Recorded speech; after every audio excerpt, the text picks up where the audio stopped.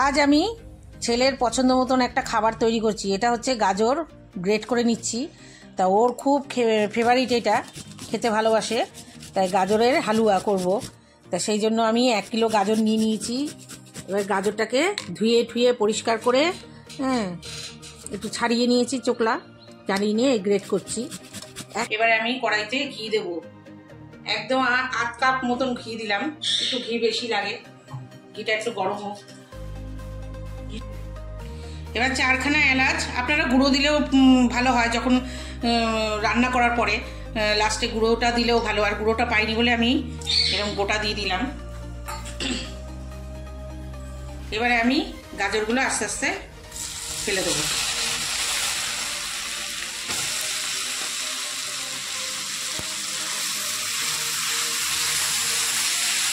একটু ভাজা ভাজা করে করতে হবে, গাজরটাকে ভালো করে ভাজতে হবে। আঁচটা কমিয়ে দিয়ে এবার এটা ভালো করে ভেজে নিতে হবে। একটু স্বাদ আসার জন্য আমি অল্প একটু নুন দেবো।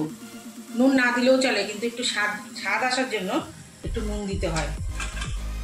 ভাজা ভাজা হয়ে গেছে। এবার এর মধ্যে 1 কাপ দুধ, গুঁড়ো দুধ। এবার গুঁড়ো দুধটা দিয়ে দেবো পুরো। এবার এটা পুরো মিশিয়ে নিতে হবে ভালো করে।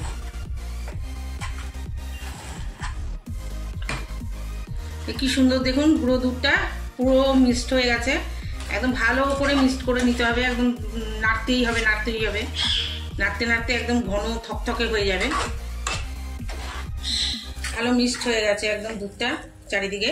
এবার আমি 1 কাপ চিনি দেবো। এবার আন্দাজ মতন আপনারা চিনি দেবেন, যতটা যে মিষ্টি খাবেন, যত মিষ্টি বেশি খাবেন তত দেবেন। 1 কাপেই যথেষ্ট হয়ে যায়। 1 কিলো গাজরে 1 কাপ চিনি, 1 কাপ দুধ, ছোট কাপের 1 কাপ দুধ, তাতেই গাজরের হালুয়া দারুণ হয়ে যায়।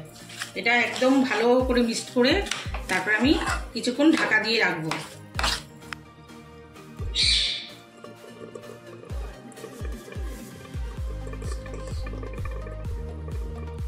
আমার গাজরের হালুয়াটা একদম তৈরি, একদম আঠা হয়ে যাবে। তারপরেই নামাবেন, জল নামাবেন না। তো এইবার আমি বাটির মধ্যে ঢেলে নেব।